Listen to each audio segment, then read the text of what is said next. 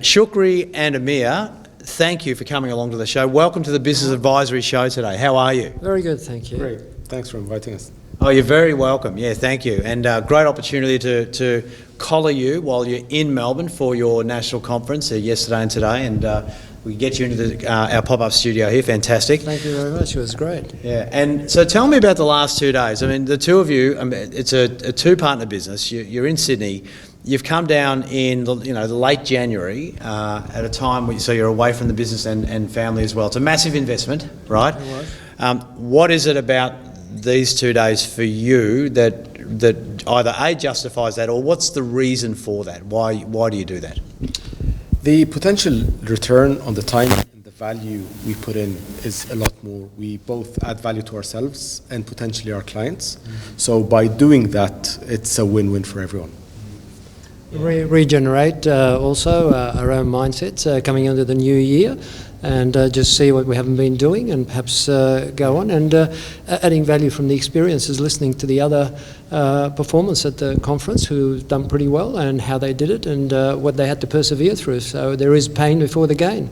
And it's not an everyday, it's not a big bang theory kind of thing. Yeah, absolutely. And what stood out to each of you, your own view, whether it was yesterday or today? What's the most important takeaways for you at this point in time?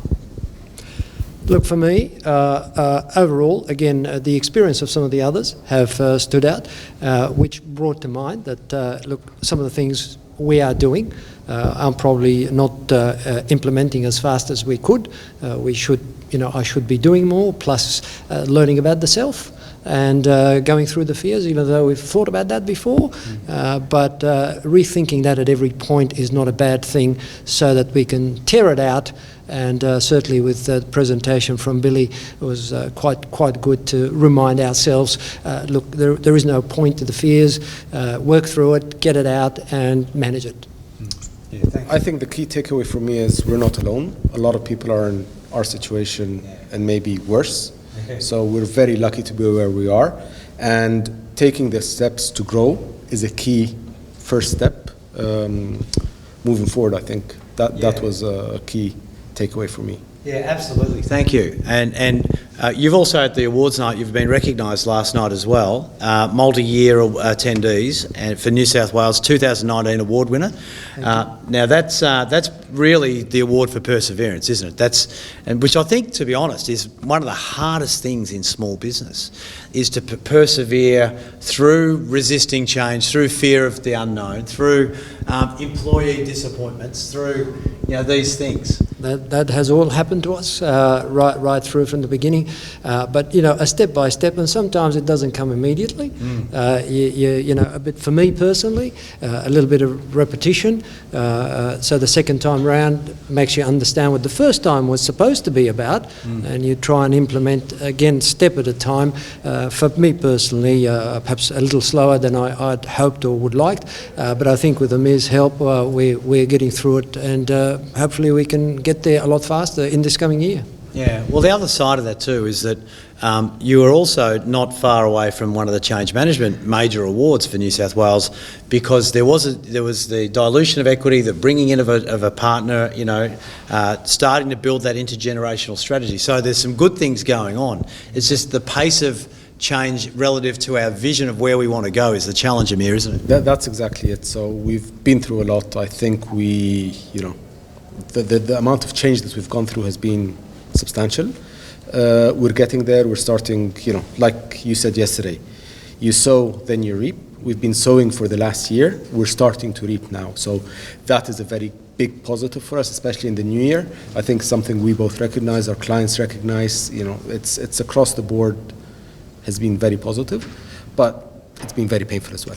And the self-belief in ourselves actually started to come through as a result of a whole lot of these things. Yeah, and I must suggest that with the knowledge that you're building and the change management that you have implemented, surely you must have some pretty solid confidence in your business advisory expertise today to give more valuable client experience and value to them. That's absolutely right. So we have, as a practice, has been giving a lot of advice, and now it's more focused, it's more systemized, and because we have the bigger amount of interactions, that gives us the ability to see more and provide more advice. Where we see something happening in one industry, we can transfer it to another industry. So it's, again, a win-win for all our clients and an educational process for ourselves as well, because you have to keep growing all the time.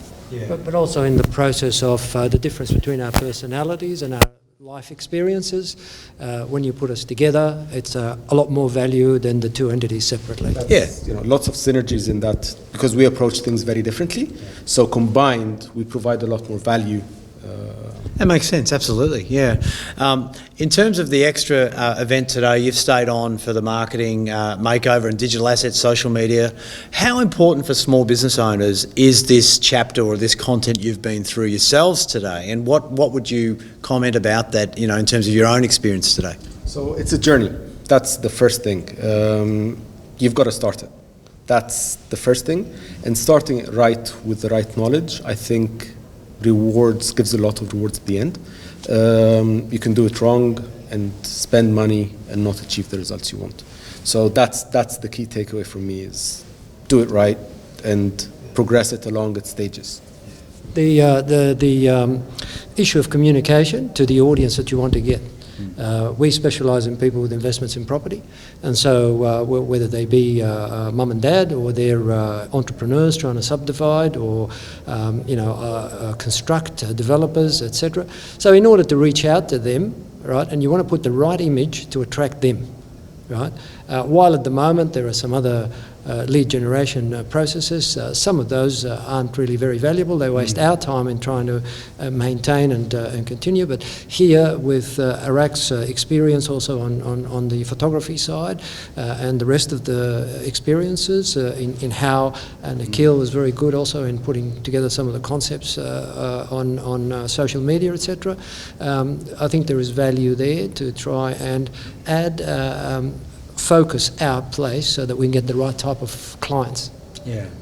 Do you think small business really understands, if they're not naturally pursuing social media and good quality digital asset creation for their own brand strategy, are they naively going into business in terms of their future if they're not exploring these things?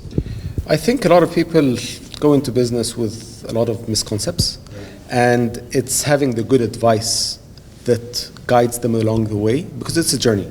So that's very important. So from that aspect, yes, some people don't have the concepts, but with the right education and the right mentoring, I think people can develop and grow it, because you can't be good at everything from day one. Look, from my perspective, the rate of change, having been in business and practice for a while, the rate of change has accelerated over the last 10 years and certainly over the last 3 so tremendously that whatever knowledge you have, so depending on your age group or what life cycle you're in, that has been very challenging and stressful for some of us in terms of, well, look, we've got to learn these new things because they are the norm, driven by government through the regulatory agencies down to ourselves and small business. So small business have to respond, because those guys, what are you going to do when somebody forces you to do something, and the onus is on you, and they won't take sort of an easy thing, step back. How important is it in business ownership to understand the vision that you are casting and the direction you want to take the business, and also how clearly you can share and communicate that to talent, to bring talent into your business to take that journey together? That's, I quote many people on this, it's the law of attraction. Yeah. So when you're clear on what you want, you kind of get it and you attract it. So that's key. If you're not clear, you might be attracting the wrong things. So the clearer you are, the sooner you are clear on that specific point, the easier it will make the process. For our practice, it was very clear. People with investment properties who are business owners. So the common factor is property, And that brings everything together. So we're very clear. We're specialized in that area. We understand it, and our clients also understand it. Yeah, look, as far as I'm concerned, when we're clear and our mission, vision, and the last V, values are helping us to try and attract. And in fact, that's what we're attracting in terms of clients and in terms of people who want to work with us. So they have to have an understanding of where it's at, particularly our values of honesty, integrity, and accountability. Yeah, well done. So 2 questions, and you can possibly answer one each if you like. One for the business owner and one for the property investor, right? So if you're a business owner out there, what's the most important piece of advice? Maybe this one's for you, Amir. Based on the knowledge you've been building and acquiring through this journey, where does your mind go in wanting to answer that question? Manage your cash flow well. Yeah.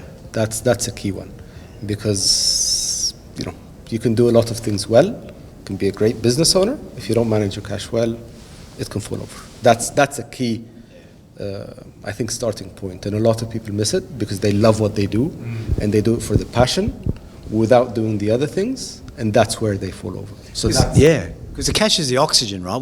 Absolutely. Yeah, which funds the evolution of the business. Absolutely. It helps you grow, it helps you maintain your business. Cash drives.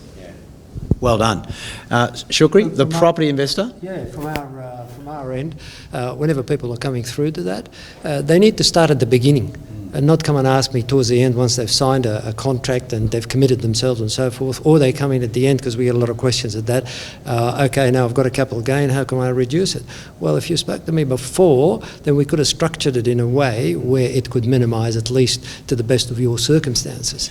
Yeah, actually, a question that comes to mind as just thinking in layman's terms about wanting to invest in property, because of there's so much market feedback that the banks have tightened up on their lending policy and the qualification issues to get a loan now.